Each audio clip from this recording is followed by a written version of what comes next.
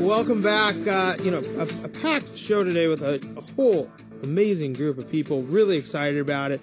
Ian Bell joins us again now. Ian works exclusively with home buyers, which is such a key part of that team we talked about, because some people are out buying houses, and you really need to have somebody who focuses on helping people buy homes. And Ian, first of all, welcome. Thanks, Ben. How you doing today? I'm doing fine, thank you. Yeah? You look good. Everything looks good. We're here. Maybe real estate is coming back. It must be. You got a little glow. Ian, talk a little bit about, the townhomes and townhouses. Certainly, maybe a misused phrase, as you said before. I think people think they want them. Maybe they don't. Maybe they don't have the right information on them. Talk a little bit about what you see as far as if people want to buy townhomes, or some ideas that you give them. Well, you're seeing a lot of demand for townhomes for two reasons. People who are looking to downsize from single-family homes look at a condo they feel is too small. They're looking at townhomes. And also with the price of single-family homes, even though they've dropped, Seattle is still quite an expensive area. So as an entry-level house, the people don't want a condo, they're generally looking at townhomes. The main thing that people, let's say, misunderstand about townhomes is it's just the name of an architectural style. It's not a type of house. You've either got a single-family house or you've got a condominium. And a townhome can actually be both. The only definition of a townhome is that there are no neighbors on top of you, and it's joined to another townhome by a common vertical wall. That's all that it means. And so really you're saying it's an architectural style. And it makes me think, row houses in San Francisco. Or I think, in Bellevue, they put those, they put the brick ones in, down on, Bellevue Way and Northeast 10th or something like that. Is that more and more common in this part of the area, of the world, in Seattle, than maybe it was in other places, or less common, or is it just kind of starting? I think it's less common. I think it started to develop when single-family homes, back in the sort of, early 2000s, mid-2000s, then when single-family homes were just getting really expensive. And they managed to get rezoning for a lot of areas and put higher density living in, which were the townhomes. And you see examples of that, like just north of 85th Street, up by Green Lake. There's sort of like about 5 blocks that is just townhome city. Sure. So, and I mean, it sounds like a lot of these, they just bought bigger lots and built them up. Exactly. Go up instead of out. So what are some of the benefits that, if it seems to be maybe something that's newer in Seattle. We don't have any townhomes built in the 20s. Right. What are some of those benefits? Why do people buy them? And then, well, one, it's a cheaper way into owning a home, for sure. They are bigger than a condo. It offers more privacy than a condo because you don't have to worry about people on top of you and underneath you. You're just worried about people at the side. You do tend to get a yard with them, no matter how small. It's normally a postage stamp yard, but generally a condo doesn't. It's only got a balcony or no balcony at all. So you're sort of a cross between, it's just getting into a single-family home without the expense of doing it. So, it probably makes a little bit more sense for, like, pet owners. Exactly. Rather a condo. If you have a dog and, it's easy just to let it out the sliding door onto the little postage stamp yard than having to walk down the stairs and get in the elevator and go out and find a park somewhere. What are some of the big drawbacks then? I mean, why do people want a condo versus if there's more space and they're similarly priced? Well, I think there are drawbacks they're almost like hidden drawbacks that people don't know about until they've actually lived in a townhome. On the face of it, it sounds good. You're going to get a 1,500 to 1,700 square foot house. Generally, about 70% of these are built on 3 levels. So what you're actually getting is 3 levels of about 500 or 600 square feet. And it can feel cramped because your main floor is normally the middle floor, the kitchen and your living area. And if that's only 500 or 600 square feet, it can actually feel smaller than a condo. And just because it's like the antithesis of the great room concept. Exactly. It's a small room concept. All you're really doing is separating the bedrooms from your living area. But the downsides are, it is normally the middle level because your garage is underneath and normally a third bedroom at the bottom. So every time you come home with the groceries, you're going up a flight of stairs.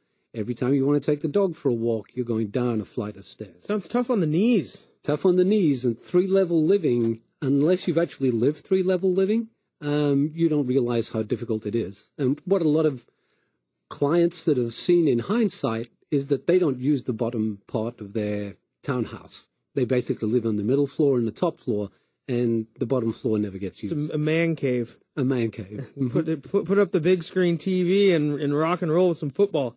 So when people decide to buy one of these, it may be, you talked a little bit about whether it's a homeowners association or not. I mean, certainly there's pros and cons to that. I'm in one of my rental properties, and it's a lot of personalities to deal with in a small homeowners association. Right. Mm-hmm. I think in townhomes, they can be either condominiumized or basically standalone homes. And on one, you have all the drawbacks and benefits of a condominium. You're paying into a homeowners association. They're going to make sure the place is upkept. They're going to pay for maintenance. They're going to have some CC&Rs that keep the whole development looking nice. The sort of antithesis to that is you're buying a single-family home that's joined to other single-family homes.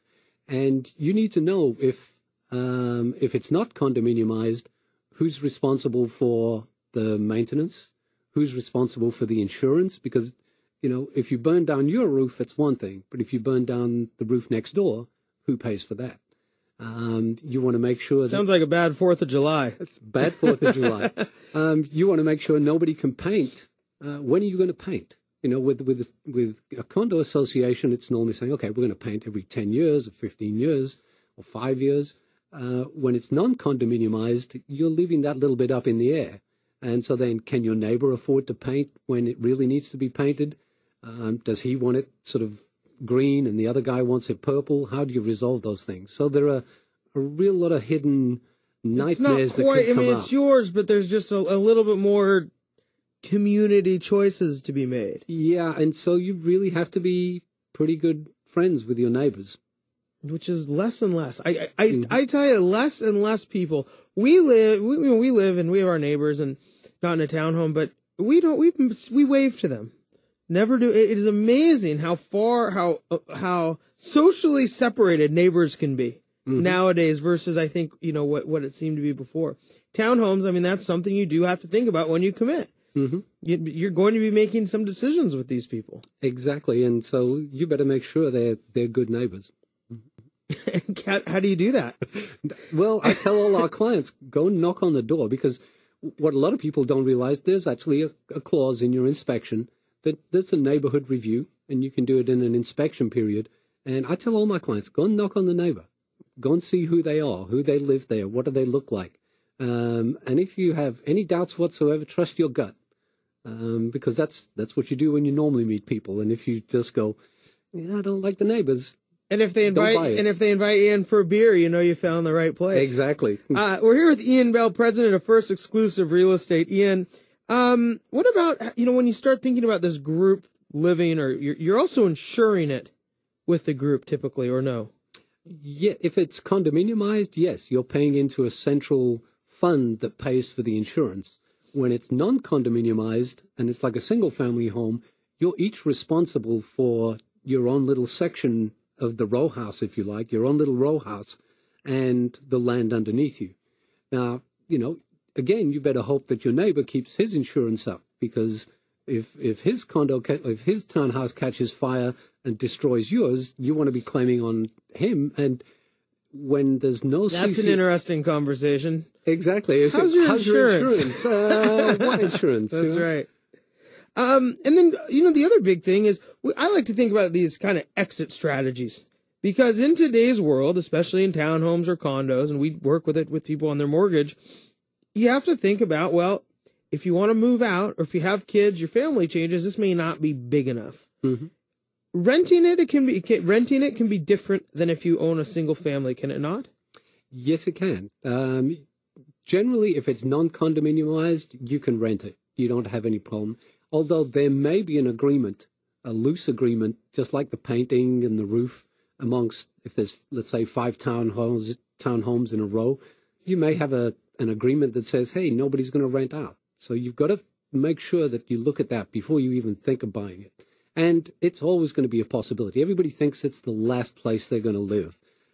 I would say if I can count on one hand, every one of my clients had said, this is the last place I'm going to live. And within 3 or 4 years, they've moved again. Yeah. It's just less common. now, so everything used to be a 3 to 5 year plan. Mm-hmm. Because you get up higher, bigger. Yeah, I think your plans should, look at a 5-year plan. That's what it says in the textbooks. Practical experience of my plan's never been the same 12 months out. If you review it at the end of 12 months, it's at least 30% off where you want it to be. It can change daily. Exactly. It really can. What are some, again, we're here with Ian Bell with First Exclusive Real Estate. Ian, talk a little bit about maybe the recommendations you have for somebody who's going in and considering a townhome versus maybe a single family or an actual condo. I would, if you'd never lived on a tri-level house, go and live in one. Go and rent one for the summer. Go and live in it for a month. Take your vacation, and wherever you're going on vacation, look for a townhome to rent.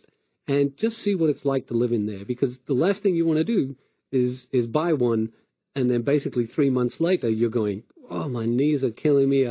It's a pain to take the dog out, and then you're stuck into something that's really difficult to move out of without it costing you a lot of money. Yeah, I mean that seems to be that's a lifestyle thing. I mean it's a chosen lifestyle to live in a 3-story home. Exactly. Versus a 1-story or a condo or whatnot. And I think that it's something you can't take lightly, especially with house values stagnant.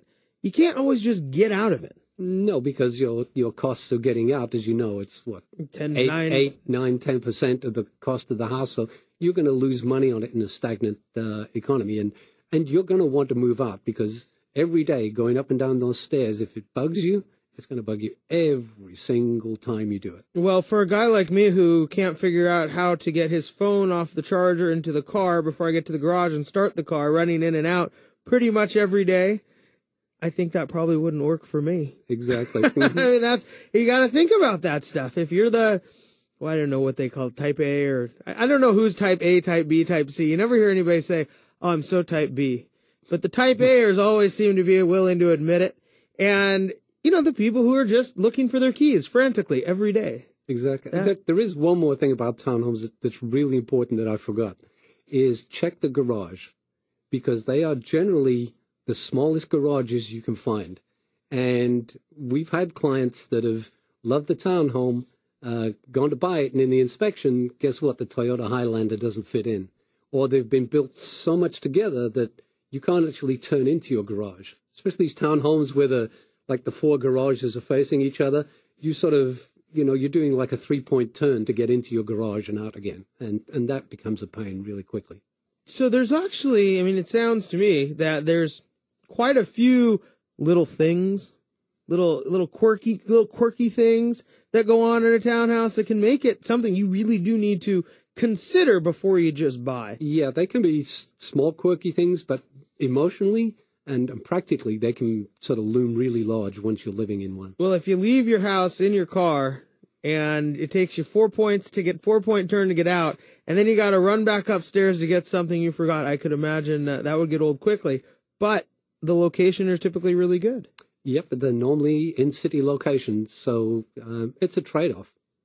It's if you live in the city and you don't need a car, great, because that's going to be your storage too, because that's the other thing. There's not a lot of storage in a townhome. They're right next to the Sure Guards. Exactly.